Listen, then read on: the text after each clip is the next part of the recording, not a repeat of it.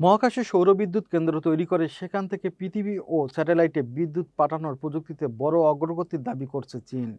দেশটির বিজ্ঞানীরা বলছেন তারবিহীন উপায়ে চলমান লক্ষ্যবস্তুতেও বিদ্যুৎ পাঠানোর পরীক্ষায় ইতিবাচক ফল মিলছে। চীনের শায়ানশি প্রদেশে সিতিয়ান বিশ্ববিদ্যালয়ের গবেষকেরা জুরি নামের একটি প্রকল্পের আওতায় তারবিহীন বিদ্যুৎ পরিবহনের নতুন ব্যবস্থা তৈরি করছেন। এই ব্যবস্থার বিশেষত্ব হলো একই সময়ে একাধিক চলমান লক্ষ্যবস্তুতেও বিদ্যুৎ সরবরাহ করা সম্ভব হয়েছে। সাম্প্রতিক পরীক্ষায় গবেষকেরা ১০০ মিটার দূরত্বে তার ছাড়াই বিদ্যুৎ পাঠাতে সক্ষম হয়েছেন। পরীক্ষায় বিদ্যুৎ পরিবহনের দক্ষতা ছিল ২০.৮%। এতে সর্বোচ্চ ১,১৮০ ওয়াট শক্তি সরবরাহ করা গেছে। শুধু স্থির যন্ত্র নয়, ড্রোনের ক্ষেত্রেও প্রযুক্তিটি পরীক্ষা করা হয়েছে।